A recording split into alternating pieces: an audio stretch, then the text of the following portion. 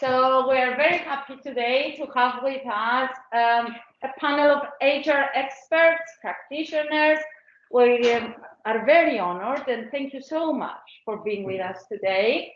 I think that such discussions are very useful for students who are training to become HR managers or anyway to work in the field of HR. So we have with us tonight, I will start with the ladies, if you don't mind. We have Haris Anastasiadou, who is the head of Human Services, is it what you call it? Yeah, in the Research and Innovation Foundation. We have Stella Solomi, head of HR in Hermes Airports, and of course, Panagiotis Strasivoulou, who is the head of People Advisory Services in EY, and of course, the former president of the Cyprus HR Association. So they are going to discuss the future of HR with us, starting with a few slides and some short, they are presenting their own views on how HR is changing, and of course, then the discussion will just be led by your questions and comments, right? Thank you so much. Over to you. Okay, good afternoon, everyone. Thank you so much for joining us. It's such a pleasure to be here with you today. Christiana and Eleni, thank you so much for inviting us. And your contribution to the association is ongoing and so much appreciated. So like Christiana mentioned, the three of us are currently working in HR. We come from different backgrounds, if you like, professionally. So what I'm going to do is I'm going to give you a bit of background on us. We're going to talk a little bit about what the Cyprus HR Association does here in Cyprus to raise some awareness around that. And then we'll go into our topic, which is the future of HR. We'll be sharing some of our views on how we envision that in the next couple of years. But most importantly, we'd like to give you guys time to ask us any questions you may have about anything, pretty much anything, whether academic or practical and whatnot. So like Christiana said, I'm Haris Anastasiadou. I studied psychology at Boston University and human resource management at the London School of Economics. I worked in PwC, which is a big four firm, for 16 years. I was heading the HR department there. 2 years ago, I moved on to the Cyprus Research and Innovation Foundation as a CHRO. And apart from that, I'm a wife and a mom of 3 kids, okay? And today I'm here with my colleagues, my HR colleague, Stella Solomi. She's working in Hermes Airports. She's been there for the last 11 years. She's a senior HR generalist there. She mainly works around recruitment and learning and education. She's also a member of the, tell me if I say this correctly, the HR Leadership Forum for European Airport Council International. Okay, so she's an expert basically in the field. And most importantly, she's a UCY alumnus. She studied here for her bachelor, master's, and MBA. So she's a living, breathing example of where you guys could be in a couple of years' time. And Panagiotis Strasivoulou, he's currently an associate partner at EY, which is a big four firm. He's heading the People Advisory Services since 2018. Prior to that, for 3 years, he was leading his own HR consulting firm. And prior to that, for another 11 years, he was working in various HR manager positions in a number of companies. He's also married and has 2 kids, which I hope you see them sometime. Yeah, I wish I could say I'm an alumnus as well, but I'm not yet. So I'm waiting for Costea to push me to finish my PhD. He also did his master's at the LSE and his bachelor at Essex, right? Yeah. And he's going to be a UCY alumnus, hopefully in the next couple of years. Hopefully sooner. All right then. So what we're here to cover is, obviously, we're all members of the Cyprus Human Resource Management Association. Some of us have been board members of the association. We really care about the association. And honestly, when I came to Cyprus, and Panagiotis Stella is much younger, but when we came, seriously, I was craving to find other HR professionals to network with, find more about what HR works in Cyprus and whatnot, and I couldn't find many people. And I was a little bit disappointed at the time. you're so lucky nowadays because the association has grown over time, and you guys have the opportunity nowadays to find people who have been in the profession for a number of years and can obviously advise you, and that's amazing. And you should really look out for that. I think it will add a lot of value to your academic knowledge. So starting off, it's working. All right, so why are we here today? We're celebrating the Cyprus Human Resource Management Association's 30th birthday, okay? The association was founded back in 1991 by just a tiny group of people. But over the years, it has grown into a very vibrant association that currently has more than 620 professional members coming from all walks of HR, being human resource management, learning and education, industrial relations, employment law, etc., etc. So as I've said, we are a very close and vibrant community, and we like to share and do things for the profession and society in general. So our mission from the very beginning has always been essentially to actively support the development of the HR profession in Cyprus, and also to raise awareness to both businesses and the society on the added value that the HR profession has to offer. Now, our association is the only one in Cyprus that officially represents HR professionals. And over time, we have collaborated with many local and international bodies, and you can see some of those on screen. So the best part is that we work with these other professional bodies, and very often we attend seminars, trainings with them, we contribute material to them. So we try basically to embrace both the local and international angle of the HR profession. Harris, if I may say so, it's very important to say that the association is a member of the European Association for People Management and the International Federation for Training and Development Organizations. So learning and development is part of the HR association, whereas usually in bigger countries is a different spin-off association. Here in Cyprus, we represent both HR professionals and L&D professionals, and we are the only body officially recognized by those international institutions. And through the various activities that we do as an association every year, we try to come closer to the HR community, and we try to elevate, if you like, the profession. Some of the things we do is that we hold an annual conference every year, whereby we usually invite a couple of HR international gurus to give us their insights on burning HR topics. We also organize discussion panels with local HR managers, HR professionals, which is really interesting. And we hold a conversation with other with the wider HR community. We also hold an annual general meeting where we reflect on what we've achieved through the previous year. And we also set out goals, if you like, for the year to come. Like Panagiotis said, we also represent the learning and education side. So we do a lot of educational events. We attend international conferences. We get special prizes on attending international conferences because we're members of all these associations.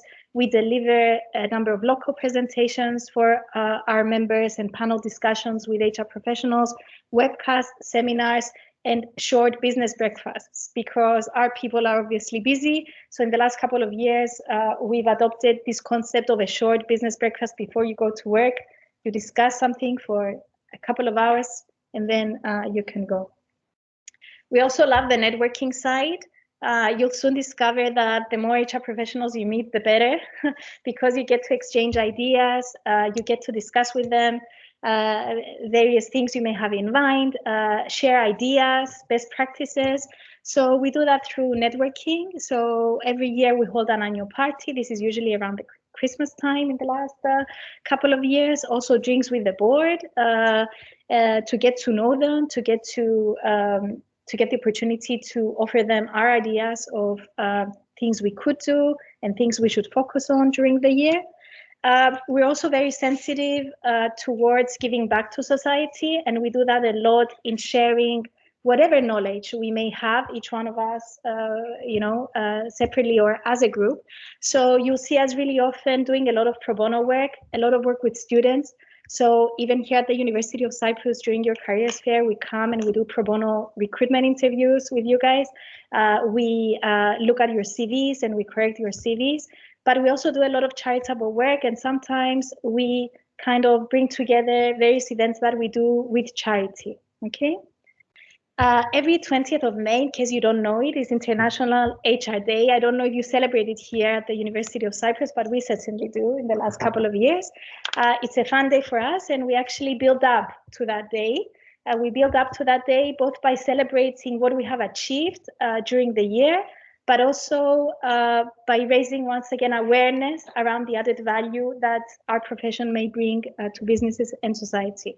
We also support various European initiatives and projects, the latest one being with Christiana, with a focus on diversity and inclusion, and more specifically the Committed Allies workshop, which focuses on embracing as HR professionals the LGBTI community.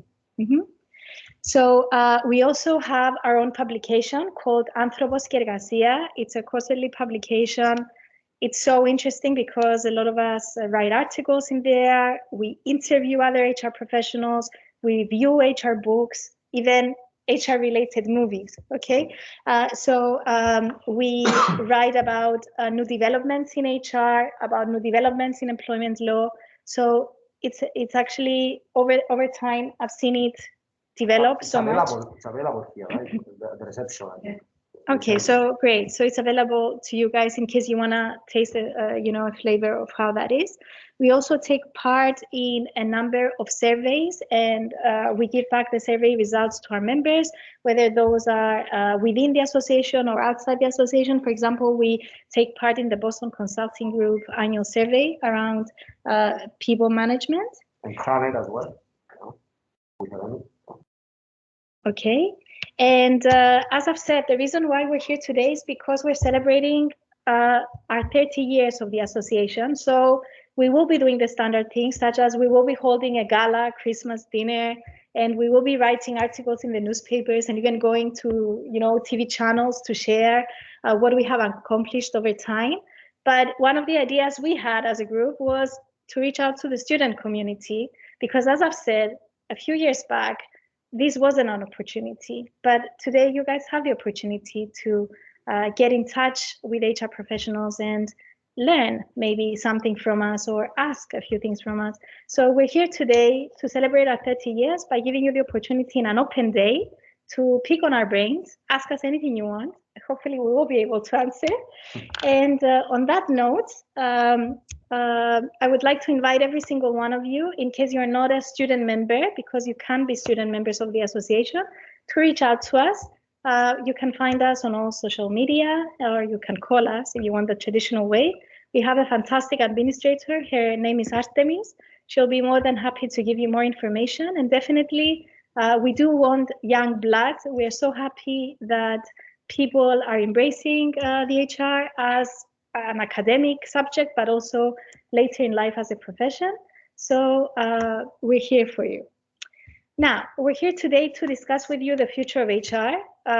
If we look back at 2020 and 2021, I think what we've learned is to expect the unexpected. So we're not going to pretend we're Nostradamus and we have the answers of what 2022 is going to look like. We're not here to do that. But each one of us obviously brings a lot of experience with them over the last couple of years and before that. And what we're here to do is to give you our sense of how things may be like in the next couple of years and how we as HR managers should prepare proactively for that. So on that note, Panayoti, you want to start, and then Stella will be adding on, and then myself. Yeah. If these guys don't cover everything, which I'm sure they will. Thank you, Haris. Do you want to say anything? The only thing that I would like to say is that I'm the newest member of the association compared to Panayotis and Haris, and recently I'm also a very active member, and I will definitely suggest to take that opportunity, and if you're not a member of the association, to be a member and also an active one, because you have the opportunity to meet with people, learn new things, and it's good for you if you are not in the field as well, if you're only a student at the moment, to start knowing some people, and you will be able to have also some internship opportunities. So I will definitely urge you to make a registration to the association. Thanks, Sarah. Just to add a couple of benefits besides the Your camera. 600 or so. Besides the 600 or so individual members, we also have approximately 100 corporate members. So most of the major companies which employ the most headcount in the island are members of the HR Association, and this practically means that companies are also actively involved in the activities of the association, and also companies, member companies, create opportunities for young HR professionals. So if I was to summarize our mission, besides research and social contribution, and we reach out to government authorities and all the related institutions, the main thing we do is to provide networking and learning opportunities. Networking and learning opportunities. This is in essence what we do, because it's important to know what we do and what we don't do. So these are more than enough reasons for someone to become a member, because most of the events that we organize combine both. They are learning events, but also opportunities for people to network and get to know each other, understand that problems are not so unique, and also pitch and prospect for work, employment, meeting new people, meeting executives, and meeting companies, because as I said, a lot of companies are present as well. I forgot to mention the HR internship program. One of the ideas we had to celebrate our 30 years was to actually build a technology platform whereby HR students can see internship opportunities in HR departments here in Cyprus. Through that platform, you guys, I think during this summer that we will launch it, you'll be able to show interest in any HR internship on the island, apply, and have full visibility of all opportunities available, something that wasn't done in the past. So companies in isolation would try to pick up on we would call Eleni and we'd say, who are your best students? Give me some this summer. She already gave us quite a few. Right. So now you'll have full visibility to all opportunities, and you have a better chance, I think, to find an internship in case that interests you, and it's something that you should definitely do. And it goes without saying that most of the HR vacancies in Cyprus are advertised first through the association because of the fact that we have so many corporate members. So, exactly. Yeah, this is another reason too. How much does it cost to become? It's very, very cheap. For the students? Yeah, actually, the membership fee is approximately 30 euros per year or something for student members, and 50 for full members. And they can participate in all the... Everything. Yeah, for example, the dinner, the gala dinner is on December 3rd. Yeah. You get to see all the HR professionals drunk, and you can pitch yourselves, they'll have a better view of you, obviously, that night. Yeah, actually, it's the lowest membership fee in Europe at the moment. And you also get a lot of discounts on all of our events if you're students. And the reason for that is that we really want to encourage people to participate. Historically, we did good financial administration of the association, so we're well off, so we don't need more money. So we encourage people to come and join us with the minimum amount of money possible, and also get the opportunities to exploit this thing with no substantial barriers.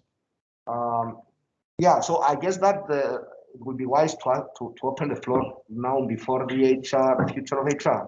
I think, say a couple of things. Okay. And then, I think we should. Regarding the association, maybe okay. Any questions regarding the association before we move on? Any questions? Is anyone a member already? Excellent. So we'll see how successful we've been in pitching it to you tomorrow. Will you also get a discount to the dinner? We are not tickets or no? early bird, there is an early bird. Yeah. Any other question regarding the association? Anyone? Can students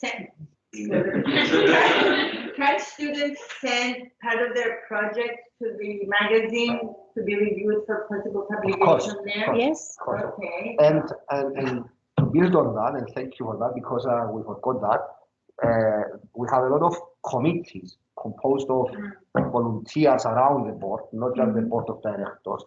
And a lot of us over the years, before actually becoming actively involved in the board of directors, we started off as members of various volunteers committees. in the various committees. There are various committees which have to do with organizing events, reviewing publications, running research, various things that you can also get engaged with and develop yourself. Yeah. Start young. Seriously, one of the best things I did once I graduated was to become a member of the association. It gives you so much visibility. It gives you so many opportunities. You should really try out for. Yeah. So, with regards to the future of HR, I don't want to over elaborate. I'm just going to say that a few core things around the future of HR. And of course, you can ask questions, whatever question you feel like asking. So, in our opinion, the future of work, first of all, is driven by two major forces: technology and demographic changes. Technology and demographic changes. So, the combination of these two forces produce very interesting trends with regards to the future of work. For example, we see that average life expectancy is increasing. In our parts of the world, people are getting older. Aging population. Generation Z, the generation to which most of you belong, and Nagis also. Nagis, Generation Z. No the bias. generation of people who were born after 1998 or 99 or so. The majority of this of you guys do not reside in this part of the world. The majority of Gen Z resides in Africa and Asia. So Western Europe and the US have a huge problem with fewer people belonging to Gen Z and much more people growing and living longer on average. And this means that a very interesting dynamic is created, whereby people cannot retire early. Actually, people can retire early and combine their leisure with income-generating activities, so they cannot abandon income-generating activities, and they must re-enter work in some ways. And we are seeing workplaces which are composed of teams which are in turn composed of up to 5 generations coexisting together. For the first time. Yeah, for the first time in history. I tend to think that my team, actually, my team is representative of the future of work, because in my team, we have representatives from multiple generations, and not only multiple generations, but also multiple employment types. That's another major trend. So in my team, I have people who are up to 10 years older than me reporting to me. I have people who are born after 2000, the year 2000. We have people who are part-timers. We have people who work on freelance. We have people who work remotely in other countries. So we collaborate on projects with one of our colleagues in Malta. We're about to employ someone who will be permanently based in Birmingham, UK for some months. And we use a lot of automation and technologies. So in essence, we are the future of work. So the future workplace will be composed of multiple generations and many employee types. So full-time on-site employees, that's one type. Employees working under alternative forms of employment, so part-time, freelance, job sharing, contractors, all those types of employees. Employees who are permanently remote, either full-time or alternative, but permanently remote, and employees who are not even human, in the form of algorithms and robotic process automations and the various new beautiful technologies powered by machine learning and AI. So this is the future of work, and this creates substantial challenges with regards to the work of HR. HR must transform along with the times. With regards to demographics, just to throw some key statistics for you to get an idea of how fast things have changed. For the first time in history, the global population above 65 is more than the global population below the age of 5 for the first time in history. For the first time in history, the majority of the workforce globally works under alternative forms of employment. And actually, or more than 1/3 of organizations who employ more than 2,000 people have used and are using systematically contingent workers. Contingent workers are those workers employed under the alternative forms, as we said. We have seen that the majority of managers nowadays belong to the millennial generation. So we are millennials. Millennials have grown up. We are in our late 30s, early 40s now. We are no more the young generation, and most of the managers worldwide are millennials. And actually, the majority of those millennials became managers within the last 3 years. So what does all this mean for HR? It means that it's a mess. It's a mess. Yeah, it's chaos, and we need to find some meaning in this chaos. So in essence, the profession of the HR professional is changing in a way that must align with those changes. And the first big challenge faced by the new generation HR departments is how to develop the next generation leaders who can lead those complex and highly diverse workplaces. Not only diverse in terms of minorities, but also in terms of types of employees and age, as we said, right? So highly diverse workplaces are here, and we cannot manage them. We cannot manage them because we don't have the necessary emotional, interpersonal skills. So we know that the younger generations lack skills such as empathy. So university graduates today are up to 40% less empathetic than their counterparts a couple of decades ago. And you need skills such as empathy or other EQ-related skills to manage the new diverse workplace. And the question is whether HR is prepared to understand and develop the next generation leaders in terms of those skills. The second major force, as we said, besides demographics, is technology. Automation, the paradox with automation is that the more AI enters our lives, the more important those social and interpersonal skills will become, because the things we used to do, which are repetitive, mechanistic, and standardized, will most probably be automated away. And the things that will remain with us are the things that require those kinds of skills, even in highly technical professions. So if you are a software developer, front end, back end, full stack, whatever, you are going to need skills to collaborate remotely. You are going to need skills to creatively solve problems. You are going to need skills to empathize with the end user of your product. You are going to need to become more creative with your team. And you are going to need skills to manage diverse teams if you are a team leader, product manager, for example. So even in highly technical professions, soft skills will be needed more and more. And the paradox is that those skills will be needed even more the more technology invades our lives. And the future HR professional needs to understand those dynamics and needs to manage them. First of all, he or she needs to get familiarized with those kinds of technologies and mobilize those technologies, deploy them in the various core HR functions. So we see, for example, a lot of transformation in learning. We see a lot of investments going on for on-the-go agile learning, because these are the new learning formats that people will be able to exploit. We see that assessment, personalized assessments entering the learning technologies and the learning process. We see that people can nowadays be assessed on an individual basis, and then a learning path is automatically created on their behalf. And not only that, but they are matched to various e-learnings and synchronous or asynchronous learning interventions offered by their companies. So learning is being transformed, and HR needs to be there to grasp those opportunities when learning is transformed. Universities are transforming as well, right? I'm not sure the pace of transformation, but universities will eventually need to transform, because the learning experience does not end with graduation. Obviously, there are a lot of job-related skills in their majority soft skills that will be needed post-graduation, and universities need to be around to capitalize on those opportunities as well, and partner with business.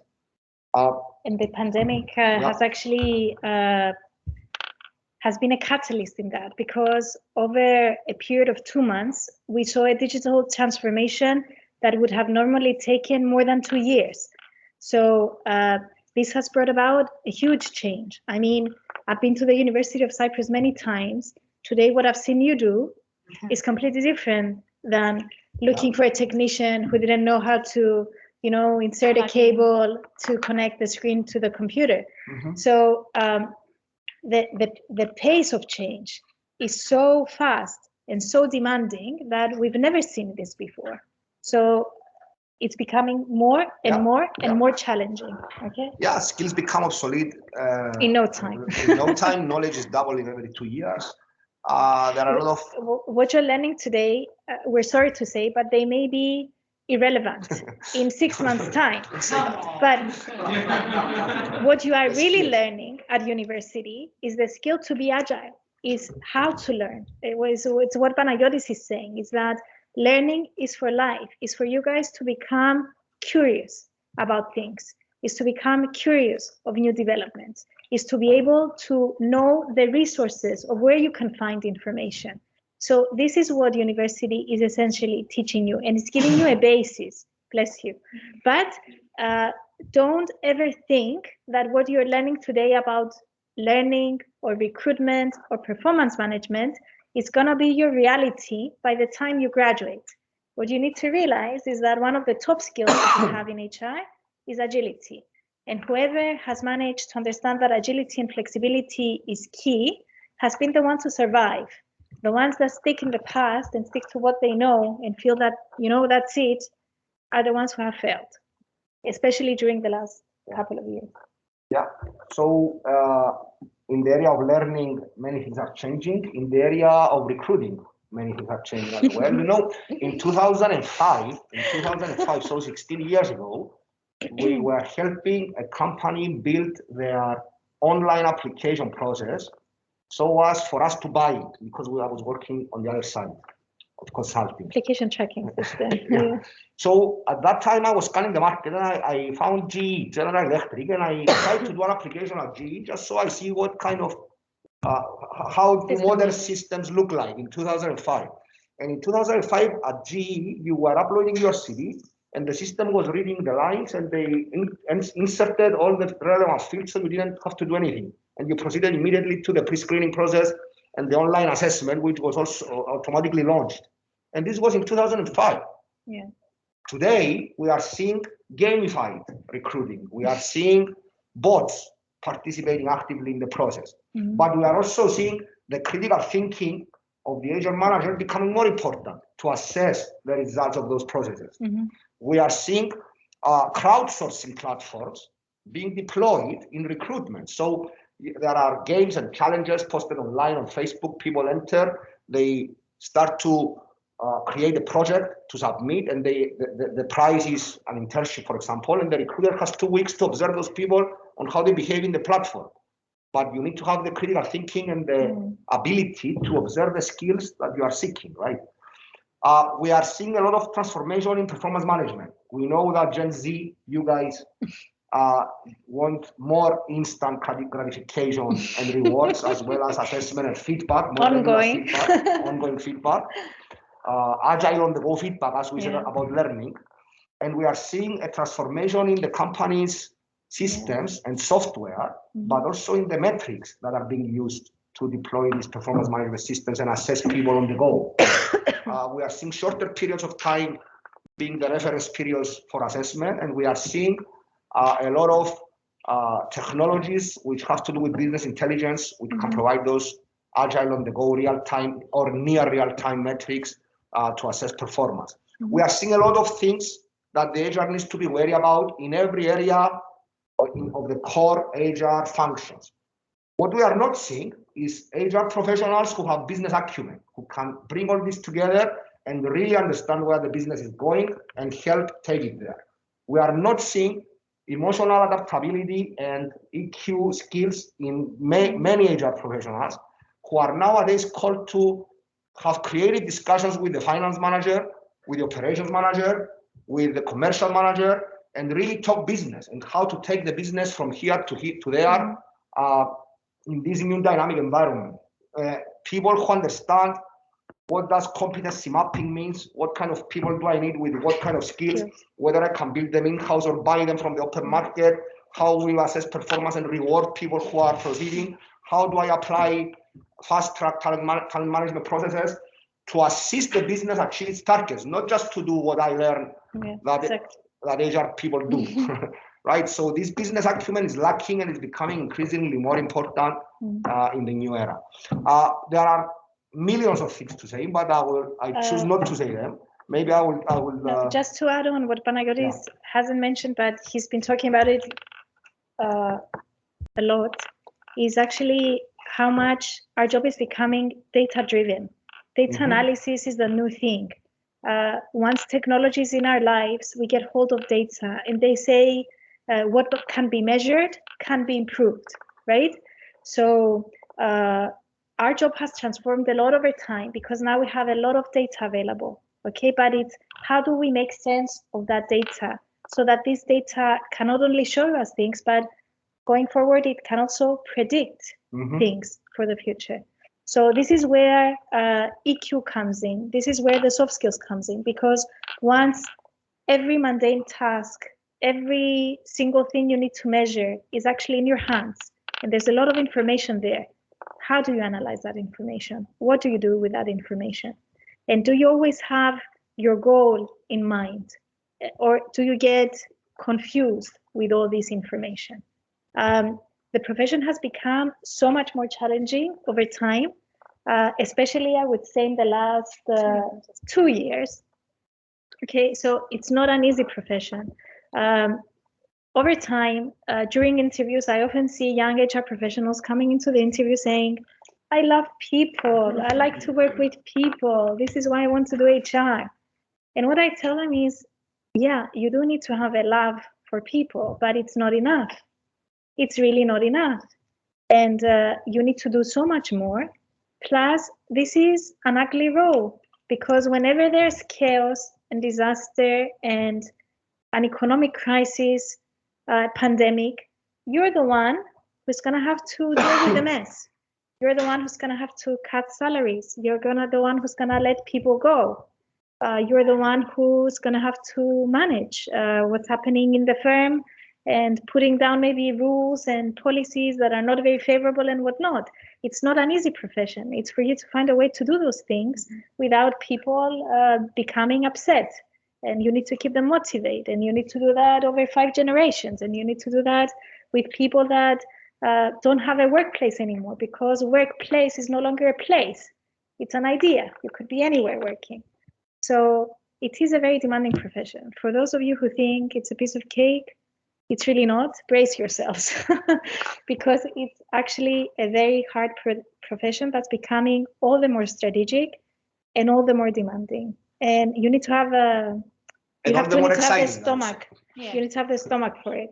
Yeah. And as you have heard, it is an interesting time to join the HR, because it's a time that we do a lot of things.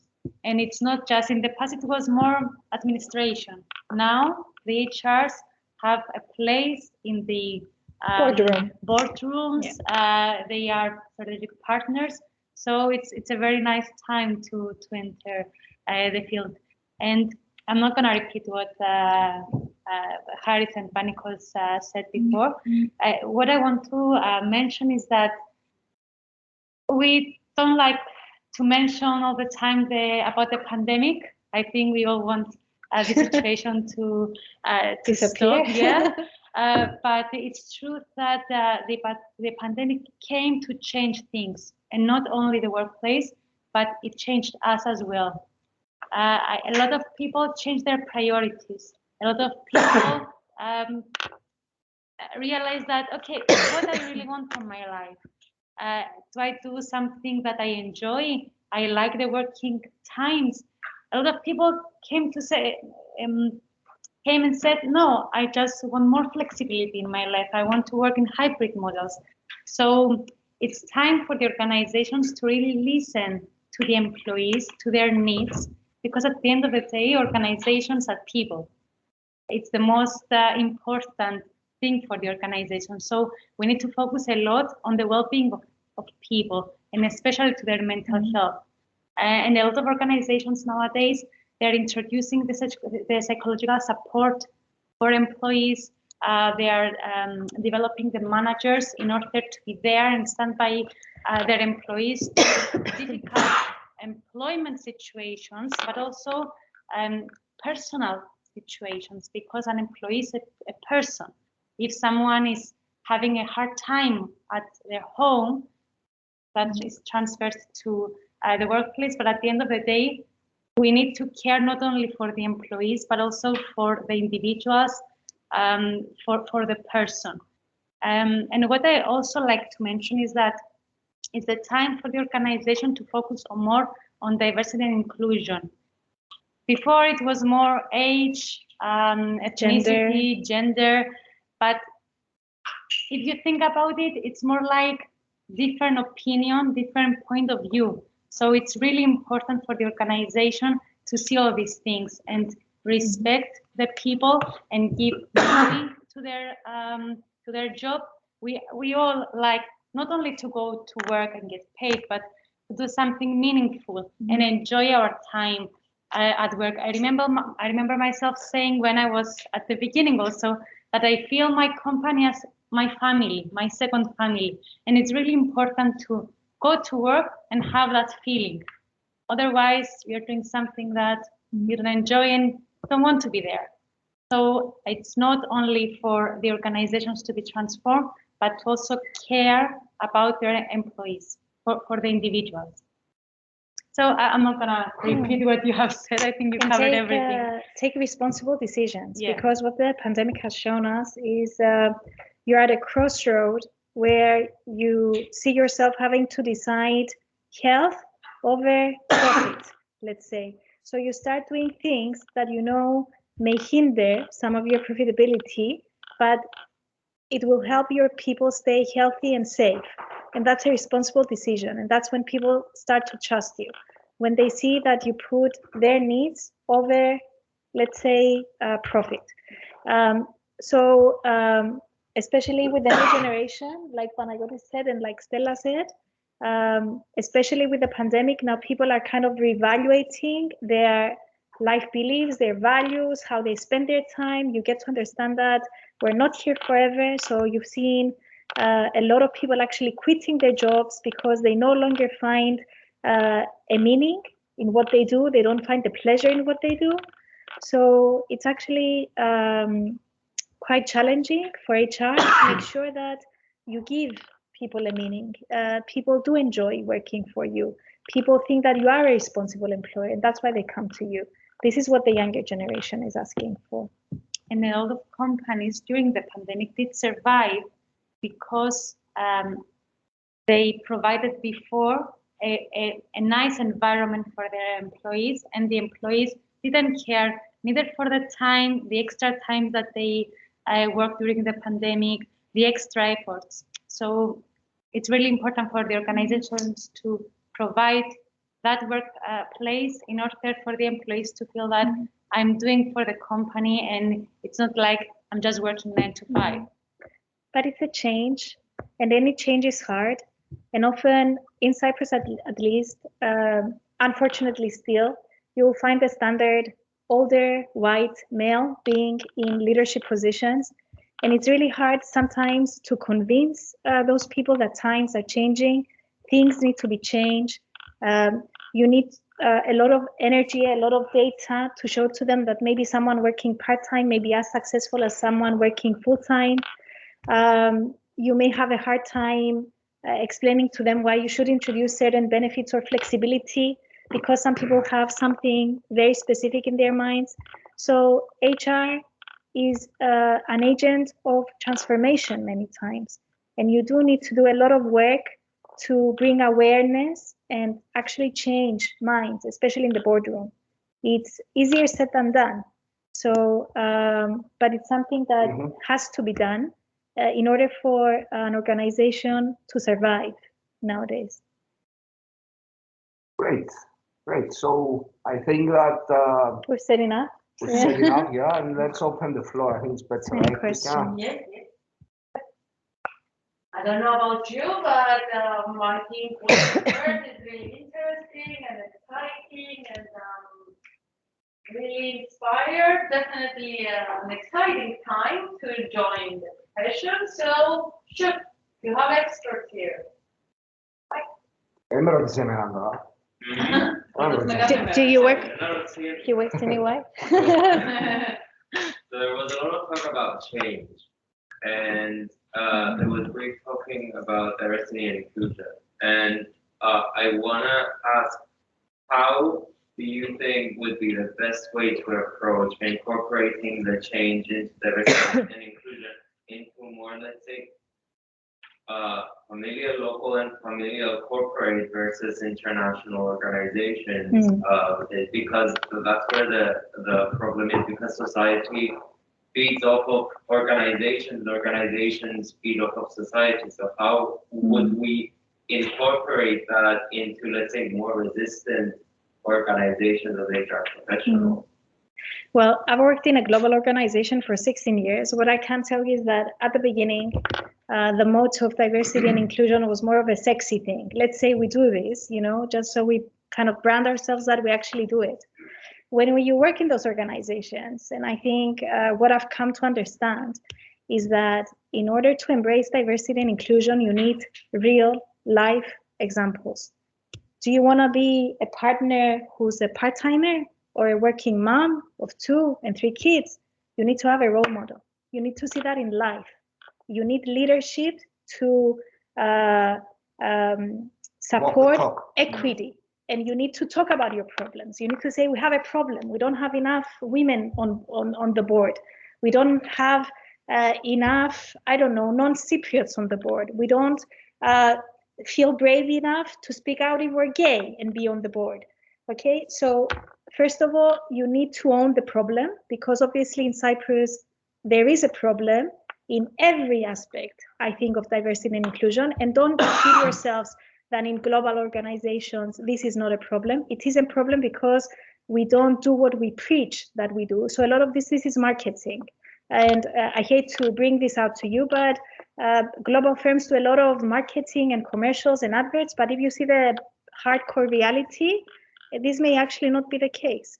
Okay, so what I feel needs to be done in any sort of company, young, old, small, big, local, international, is to actually give you real example of how you embrace diversity and inclusion. Okay, and the sooner we understand this, the better.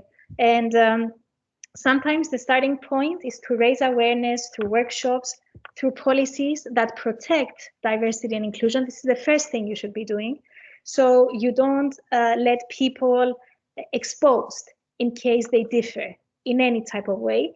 And to also raise awareness around the fact that we're all different. We may be all, let's say, men and of a certain age, but we're not of the same beliefs. And we may have different priorities in life. And some of us may be parents and have children, but others may have elderly to care for. They also need part-time. Some of us may be fathers, others may be mothers. Employment law in Cyprus is so terrible right now and so backward. How do I say this? For fathers, did you know that the employment law in Cyprus doesn't let a father take leave for 2 weeks unless he's married to his wife? Did you know that? It's crazy. It's crazy. I mean, even in my generation, so many of my friends are not married and they have kids. It's the new norm. In some years' time, maybe marriage won't be a concept anymore. And in our employment law, unless you're a married father, you don't get your 2 weeks of paid leave. So this is where we come in to make amends, even for the law.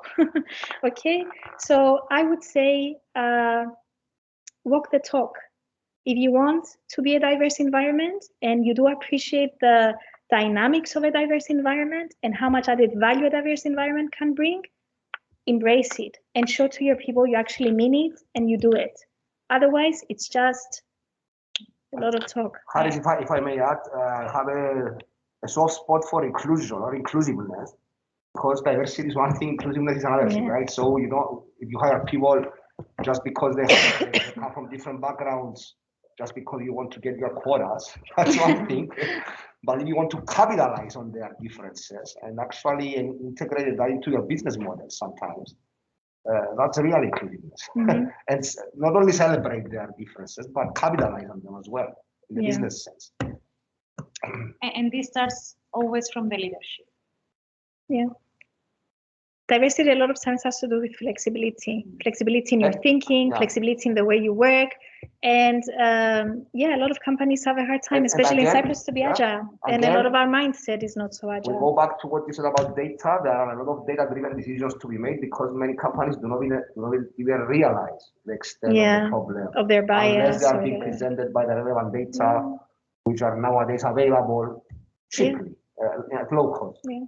So data-driven decisions are also covering that sphere of practice. So do you think that the HR association could organize some sort of event, let's say, or a workshop that would promote this kind of thing? Because I have heard of many cases where HR professionals have been taking quite questionable, problematic decisions when it comes either to recruiting or firing someone because of their sexuality, or not considering someone because they're a woman, etc. Because of course, it's a combination of ignorance. And do you think an event like that, or that's why we have partnered with Christiana, because that's exactly what that project does. It's a series of events, actually. She's trained a lot of allies. She's trained a lot of allies on that, and it's bringing awareness. And it's a baby step, but it's a step, and I'm sure it's gonna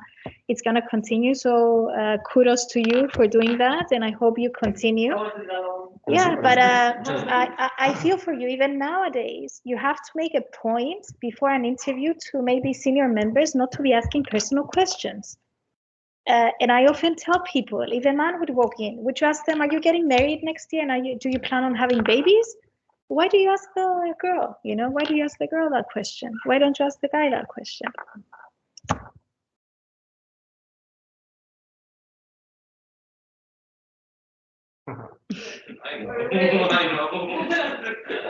Any other questions?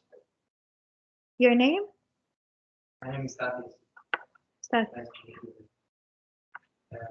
Do you think technology will have a great generation?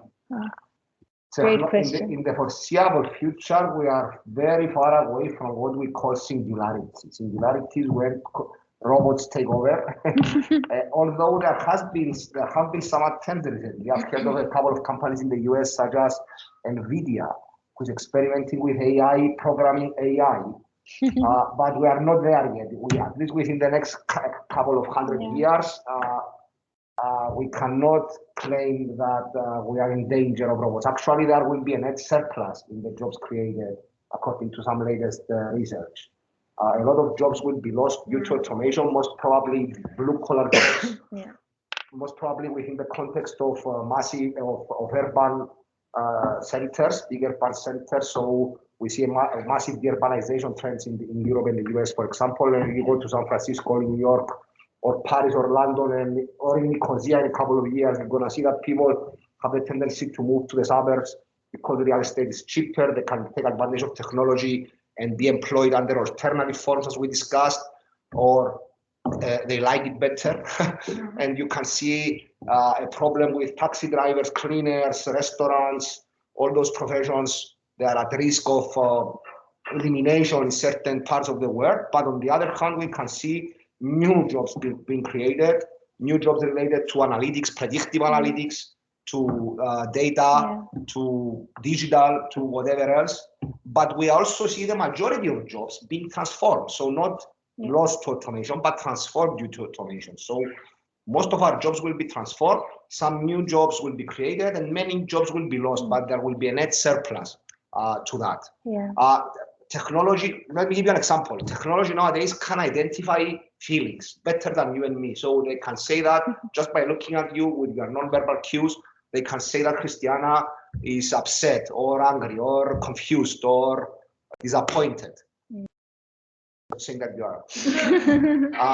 So robots can actually identify feelings better than us, but they cannot feel and they cannot practice compassion and they cannot feel motivated to do something to change it. So they cannot empathize. They can just identify the feeling. So we are very far away from machines taking over. Actually, what we might see in the future is that work will actually become less, but more productive, and compensation will not be negatively affected. And this may create multiple new opportunities for us as humans. Actually, we can talk for days for that because that's my passion. But Or at least for some. Stati, if I may add on, especially under the field of HR, for some of us, we've seen the amazing change that has come across. And yes, maybe some of us may be thinking that, will jobs be cut and whatnot. But what actually technology is taking over is the more mundane tasks. So when we started out in 2000, whatever, 3, 4, for example, the recruitment process was a very bureaucratic process. You used to have hard copy forms. Someone had to enter that data into an Excel spreadsheet. Imagine all that time. Nowadays, like Panayotis says, you just send your CV. There's an application tracking system. It reads the CV. It scans all the information. You can get the candidates that match your criteria and those that are not. You can sort them out, get stats on them and whatnot, and then you get to look at the data, decide what to do. That's more value adding. So I would say in terms of HR, it's becoming a more value adding decision making job rather than the admin mundane job that it was back in the days. So a lot of focus has shifted elsewhere on HR rather than the mundane task. The same goes for performance management. It was a very bureaucratic task. Nowadays, you've got an app, real time, you give some feedback, you got your data for the year, you get your scores for the year, and that's that. But like Panayotis said, once technology comes in, different kind of skills develop. Like I come from a family of doctors, and what they often say is that nowadays, a doctor doesn't need to touch you to decide on what you have. But that has, in some sense, kind of made doctors a lot more less empathetic, if you like. They don't touch you anymore. They don't talk to you anymore. They just scan you. They put you in 3 machines. They know what you have. They've become cold professionals. Whereas back in the days, they had to hold your hand, touch your body, talk to you, get your history and whatnot. Nowadays, it's all data. So this is what Panayotis has mentioned. The people who are going to succeed, obviously, in the future are those who are not going to lose their human side and their soft skills. Because the more and more and more automated we become, the more and more and more those skills are the ones that are going to set us apart. Okay? And the secret is to use technology wisely. If you use that technology wisely, then you can do a better job and have the time, as Harry said, do more things and more creative things. Mm-hmm. An example is today at my line of work, we have colleagues who have created RPAs, robotic process automations, who automate the onboarding, the employee onboarding process. So an employee joins a company, the robot reads various databases, sends an email, asks for the paperwork, the scanned documents. They register the employee to the various databases, they generate passwords, they do all the admin stuff around you, and the HR person's work becomes so much more interesting because of that. And in the other things that they do. We can discuss what are these other things, but now it's not the time, I think. Yeah. Great, thank you. Any other question?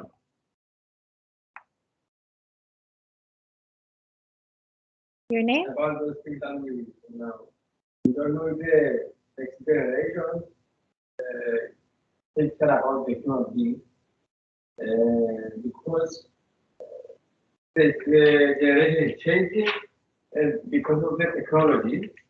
We know that more things come into reality. In my work now, in my job, we don't have some automation. Okay.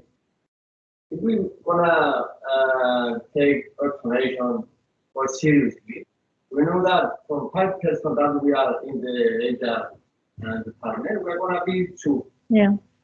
What about all of these? Not necessarily. Not necessarily. There are so many things you cannot do today because of the administrative burden. Is what the director is thinking about it. This is the reality. Yeah. A lot of people are actually, you're very right. Even in big firms, the long-term plan is for HR departments to shrink. Okay, this is a reality. In more intelligent companies, what management will do in that scenario, if you do know that they need to shrink for whatever reason, that being technology, let's say, what you will start doing is to think about where can those skills be transferred, or how can I upskill those people to be relevant for the future? So could I possibly transfer them in a different role, or could I upskill them, you know, to bring them a step forward? This is what intelligent companies would do. A basic company, let's say, because in Cyprus, 95% of companies are small family companies, right? They don't have a lot of personnel, and the owner may be thinking what you've just said. Let's bring an automated tool and let's get rid of a couple of people. Unfortunately, these are the cold facts. Panagiotis is coming, let's say, from a more intelligent, bigger environment. This is a reactive approach. Though. Yeah. But it's today's reality, right? Yeah, it's the way the owner is thinking. What you say. Yeah. Would you assess that Amazon is a company who automates processes or not? I think it's one of the pioneers in this field, right? Amazon took on a project to automate all back office a couple of years ago. Do you know what happened? They increased headcount by 50%, happily so, because their market reach expanded. Because they found new opportunities to augment their market, and they ended up adding 50% more people, happily so. That's what happened. Just becoming bigger. What I said before is what the vision of the company. What we the mindset. See in the next year. If they want to become bigger. It's all about strategy. I mean, a lot of people will see that as a reactive process of cost saving, and an exercise of reducing the headcount. Those companies will not likely survive in the medium term. But this is the Cyprus reality at large, right? Yeah. We need to accept that, unfortunately. And digital transformation is part of the broader business transformation. So you need to think strategy, and the HR person must also be in a position to think strategy. It's not like introducing technology for the sake of it. It's like the government authorities who, my wife applied, did an application to a department in the government. They told her, you can do this online, you know. And she was enthused about it. And then the lady tells her, and then you can print it and bring it here to Cyprus. So that's not the purpose of automating, right? If you do true digital transformation, you need to simplify processes, and you need to upskill people, as Karis said. And by doing so, you may also comment you are reaching the market, and maybe end up with a much bigger organization, not in terms of headcount, but in terms of turnover and sales. And at the same time, maintaining your level of staff or even increasing it. This is the idea behind this kind of transformation that is coming up. Any other questions? Yeah, we've got two. Do you want to start? Your name is? Eleni. Okay, Eleni first.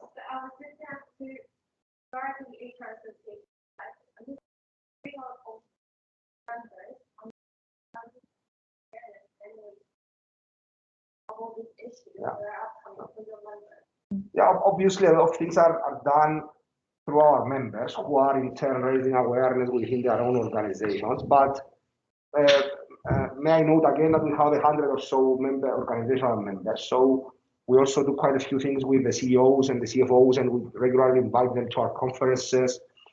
And sometimes we insist for them not just to hear us, but various other more important people from abroad.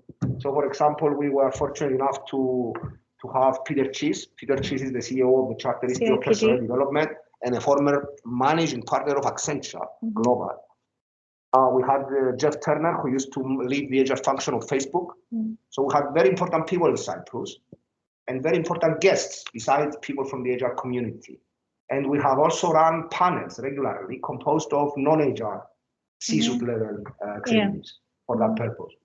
That was almost like the members of the No. It was open. It's all our events are open for the wider to public. the It's just that our members enjoy better benefits with regards to pricing. I'm not asking. I was just wondering if the companies and sizes are aware of the association and actually come and take part in the. Yeah, I want to believe that they are. As we're going bigger and more important, we have more of a voice, and obviously lobbying, because I think this is what you're referring to, lobbying for burning issues, important issues and whatnot, is something that definitely we can become better at.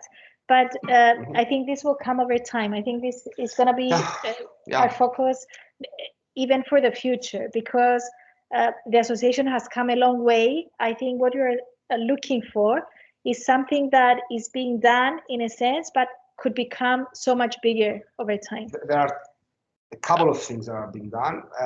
First of all, through our work throughout those years, we have gained recognition. So the business community has recognized us. We've been awarded as the best association in Cyprus. In business awards as well. A couple of years. Also, we have started discussions with various other associations so as to combine our research, for example, and produce some thought leadership in the media. The CIPD is doing it with the Chartered Institute of Management Accountants, ACCA, etc. We are also doing some local initiatives as well.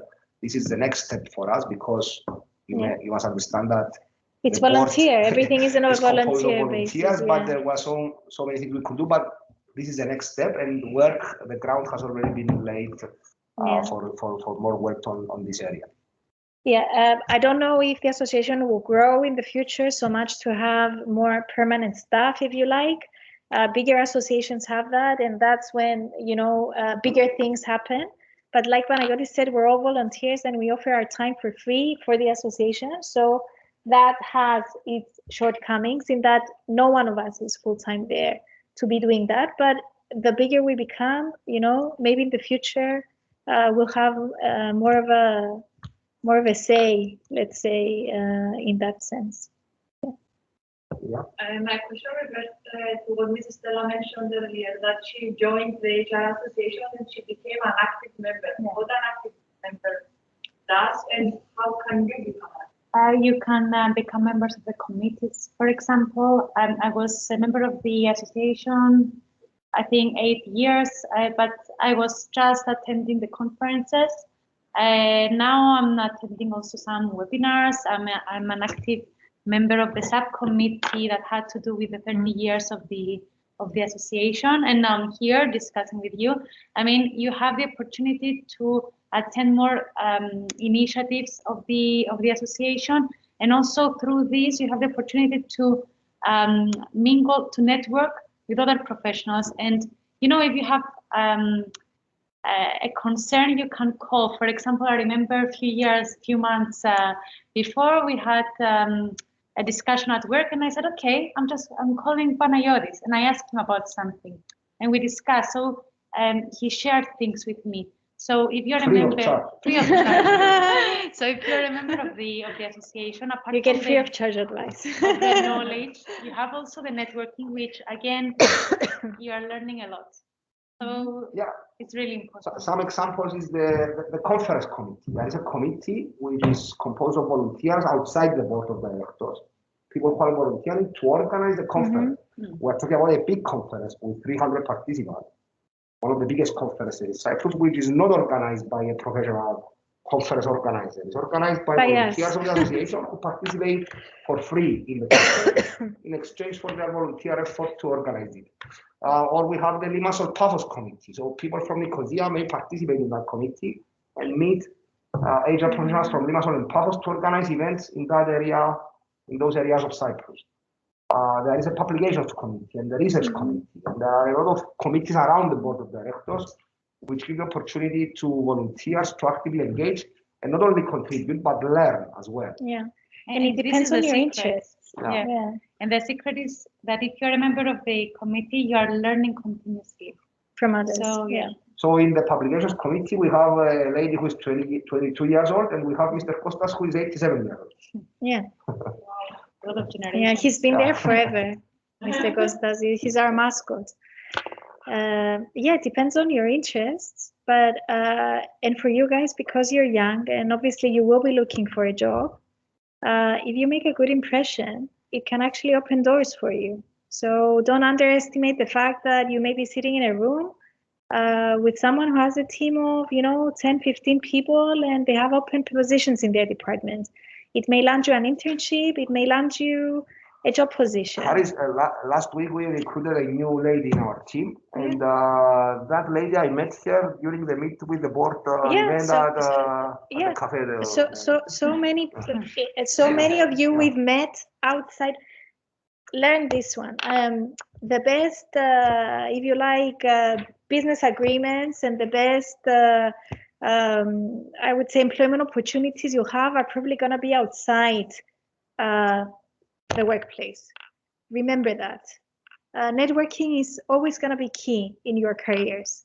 The best connections you will make will not be in the office. It will be outside the office. I mean, if you invest the time to leverage on this community outside your very small office, you will soon understand the benefits of that. When I came to Cyprus, I learned that the association had a competition every year for professionals in general. They had an excellence award every year. So when I came, I said, I'm going to win this award next year. And I did. I won the award. And you know what happened? I had the opportunity to stand in a conference in front of 300 people. I was really young, really young. Okay, but I had done something innovative that year. And I had won this award. And I did a presentation. And after the presentation, it was like a wedding. Everyone came to meet me. All the HR managers came and they said, anytime you want to leave PwC, come, like, we want you. It was amazing. And all I had to do was just work on an idea, put it down, have the audacity as a young professional to go to that. But I had a goal. I said, I'm going to win this. Okay.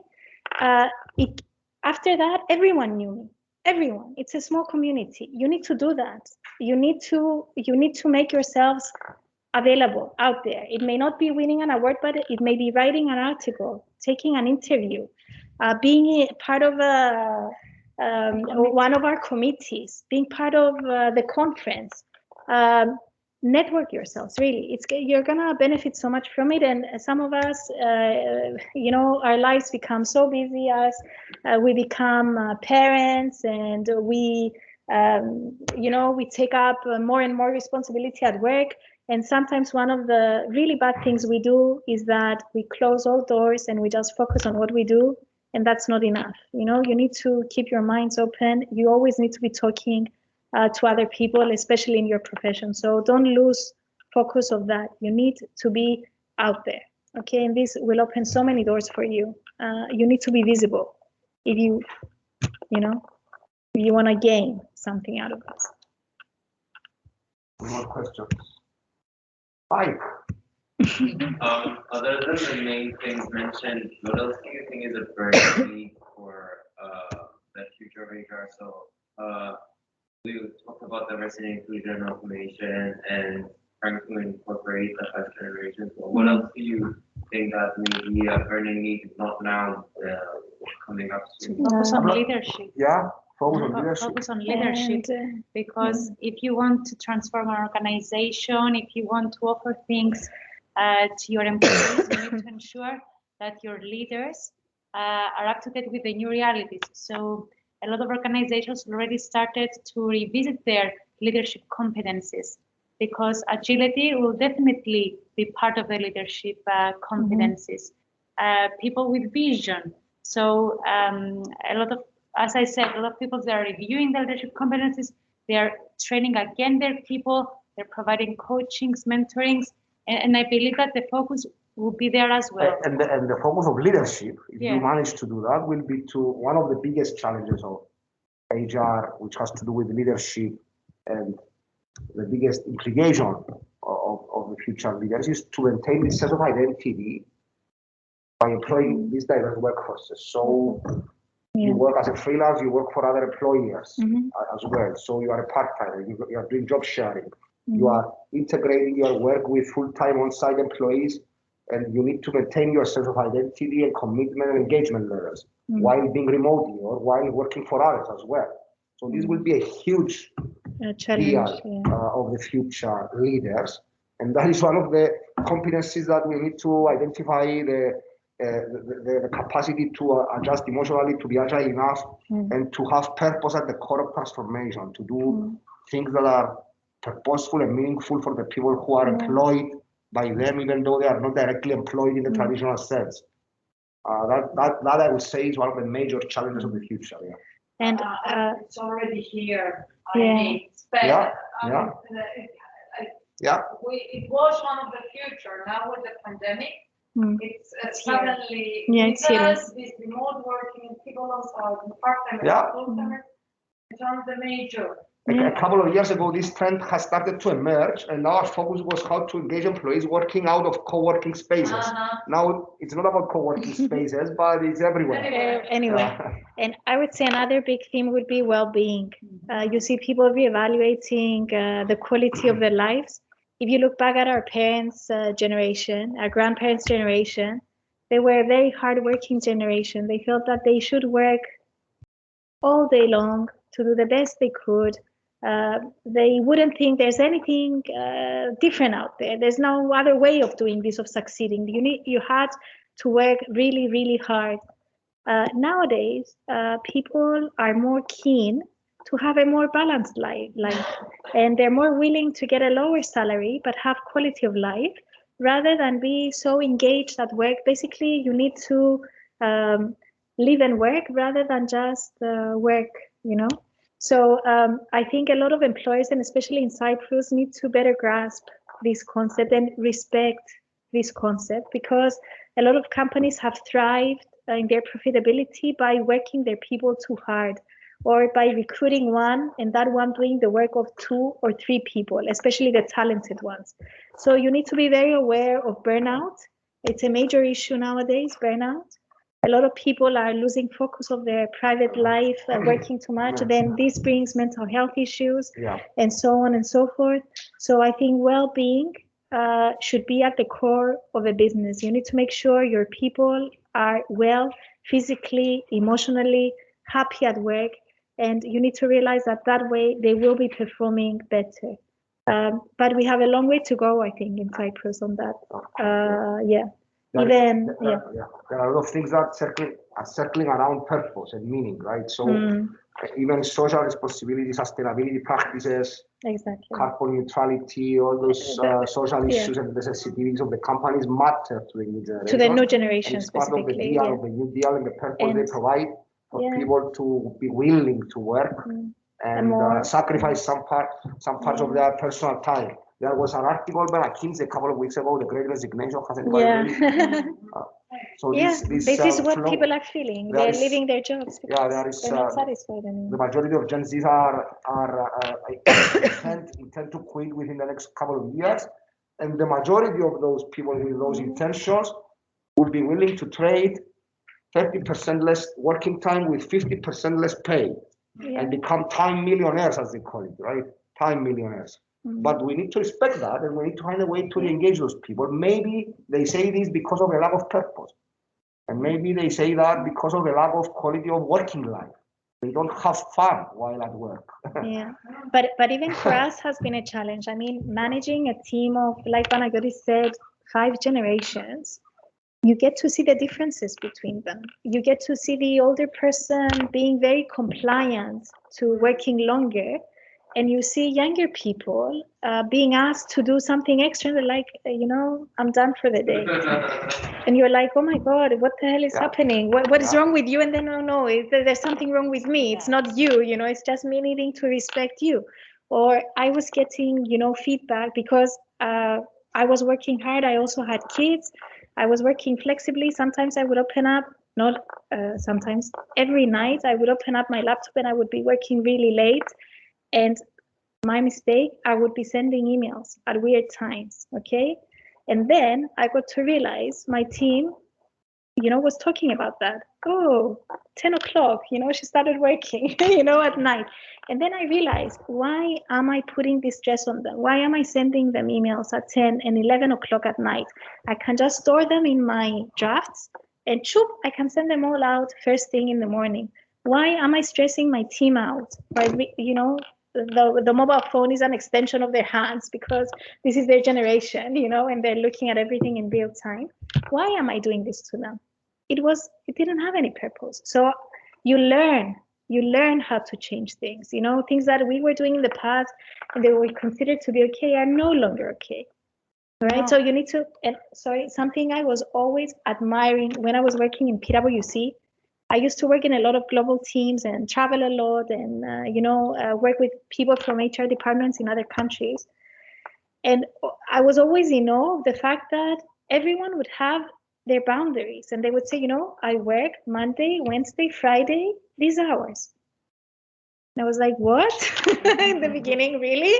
You're not willing to, take a 15 minutes? No, these are because that person had scheduled their private time, their family around those times. And all of them were very respectful of each other. And when I started working and other countries had these principles because they were well ahead of us, it was, I was amazed by that. I was amazed that we had female partners in other countries working 3 times a week. I was amazed that I had to schedule a meeting around a working mom's life because she was working 2 times a week or those hours. And I couldn't go any further than those hours. And in the beginning, I had a hard time imagining how that would be. Over time, I grew to understand that this is actually right. You should have time for work and you should have time to switch off.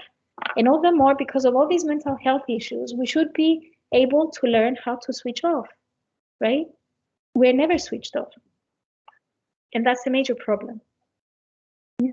So then you think that the hybrid model is going to impact that very negatively? It does. It does impact negatively. Like for example, Mike wants to go to the office every day. I want to be at the office every day because Panayotis knows himself firsthand. Like I don't even have he doesn't know this, but I don't have my email connected to my phone because I check my computer before bed, but I don't like having it because I'm at the office, so this is when I am available. Yeah, I am good for here. you. I can stay longer if needed, that's fine. But once I leave the office and the computer's turned off, that's it. That's because you're your generation, and people should respect that. I work hard, I play hard.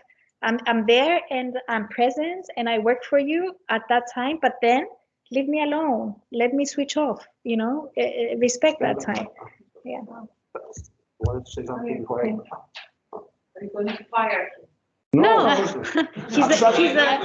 think it's a time for the oldest to learn from the youngest. And it's something that we need to mature. We need to mature. We all need to learn. You're not the best example. How the new world order. He's not the best example, but I am a very good example. Yeah. I am a good example because if I'm going to share with you my personal story, I worked in a very demanding role for many, many years. And then came a time when something happened in my family that kind of made life flash in front of me. And I thought, what the hell am I doing? If anything happens to me today, how much have I lived? How much have I seen my kids?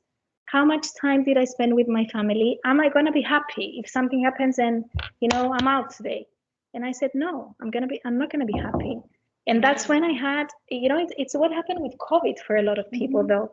But that came to me a couple of years ago and because at that time I was going through executive coaching and whatnot, you get to discuss those things and you start to understand that as you grow older sometimes, or as as things happen in your life, you start looking at your life from a different angle and you start valuing things that you didn't value a couple of years before.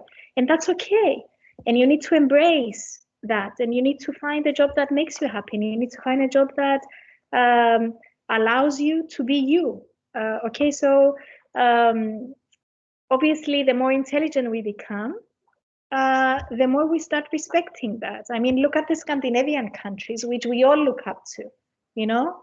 Look at their schools and how they educate their kids. Look at how they work and how much time they spend with their families.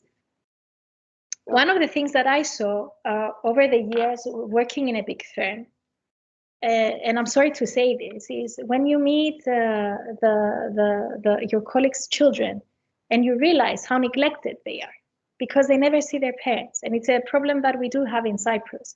A lot of kids are being raised by maids in Cyprus because their parents are working too hard. And we're looking at a lot of problems in society at large because, you know, parents are absent from their kids' lives, right? So there comes a time when you decide what's your priority, you know, maybe as a parent, maybe as an individual. Do I want to stay healthy? Do I want to have time to go to the gym? Do I want to have time with my friends? Do I want to work in parallel? Yes. Do I want to focus just on work because that's what makes me happy? That's fine as well.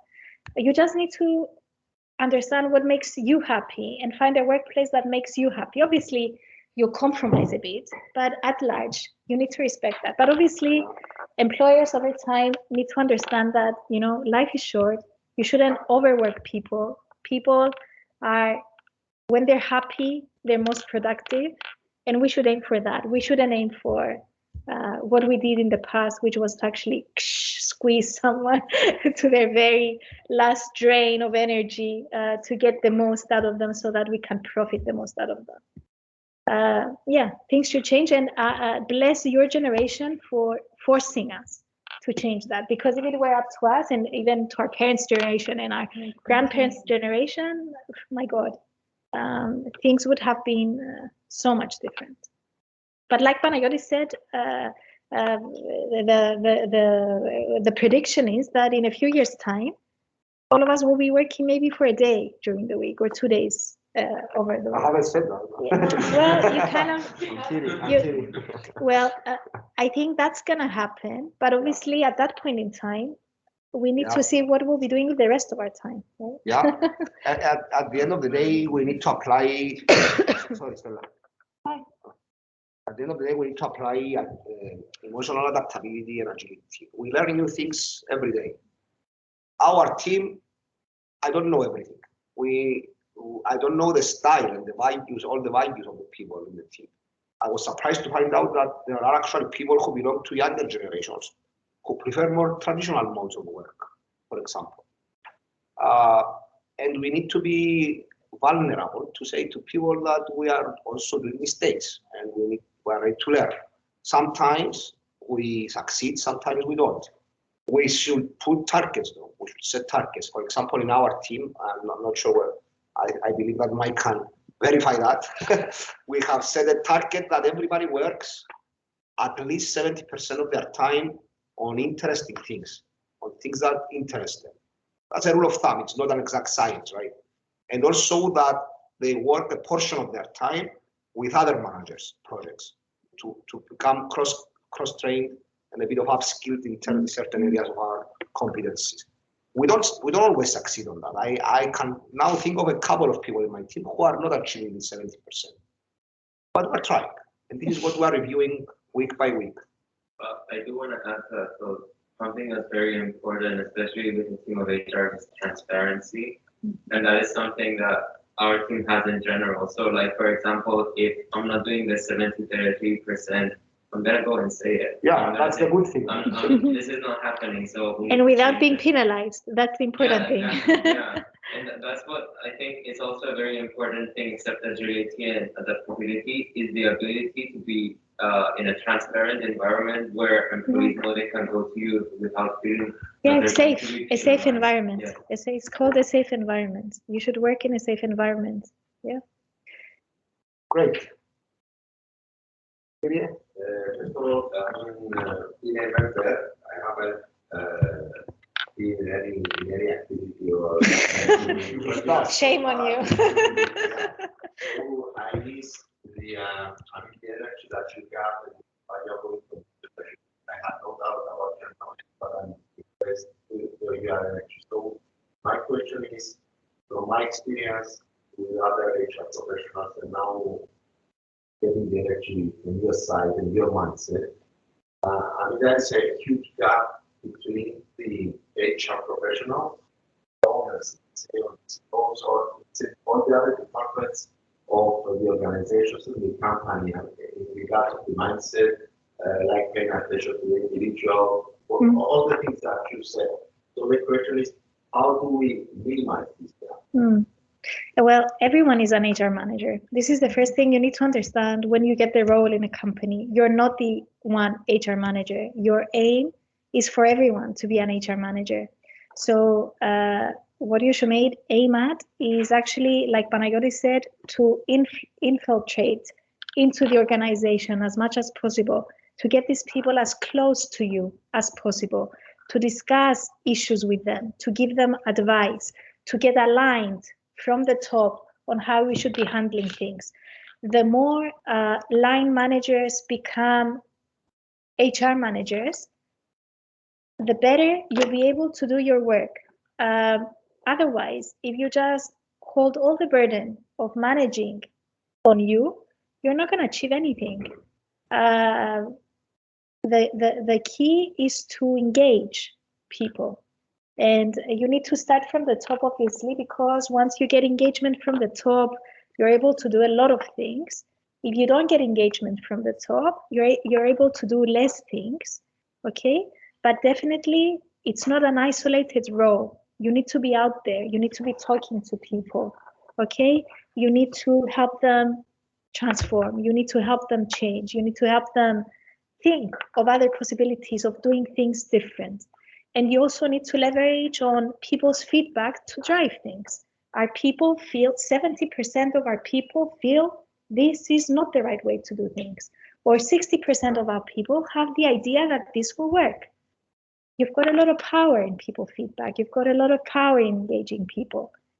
Leverage on that from the very beginning. Yeah, and the role of the HR is to set the programs, the policies, the procedures, and then engage the managers who, as Harry said, to be the HR managers and implement those practices. If the managers expect from the HR to make the difficult decisions and do everything, then you cannot achieve that. But if you are involving them, if you are discussing with them, if you are developing them through a number of initiatives, then they can understand easier. If I may say so, if we're talking about the CEO, you need to ensure that there is the right tone at the top, right? So this is the first person I will try to influence to get my job done. In these days that we are living through, if the CEO was not on board with my agenda as the HR guy, there would be a huge values clash for me in the company. But I would not give up. I would assume a data-driven approach. There are tons of data you can use to be more convincing, and data is much more appealing to the CEO's brain than to everyone else's brain. So this is the first battle you should give in case the CEO has changed and there is an alignment that needs to take place. This is the first fight of the HR person to conduct with a data-driven approach and a positive mindset to go and win the hearts of the CEO, because the tone at the top is deal-breaking for me if it's not there. After that, fixing the relationships with the finance guys and the rest is going to be a piece of cake. From my side as a consultant, I have worked with a guy who used to lead an organization of 2,500 people, and we have managed to roll out and implement a performance management system, which I never thought possible, because there was tone at the top, which was aligned with what we wanted to achieve. And I failed to do that with an organization with 10 employees, because there was not a conducive tone at the top.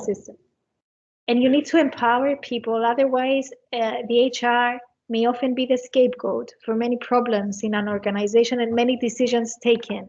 You'll often hear in many companies, oh, the HR, it's the HR's fault. So you need to empower people to take decisions and take ownership of those decisions. And once lines of service or line managers become liable for those decisions, they start making more responsible decisions as well. Great. Any other questions? I'm sure there are many issues to discuss, but I think it's about time we wrap it up. It's almost 8 o'clock. Okay. They tried their best. I have many good questions, but all those issues, I was taking notes like crazy. We'll come back. I mean, with the business breakfast thing, like all those issues. Sorry? The charity gap. Thank you. Yeah, breakfast, So, no vodka. thank you so much.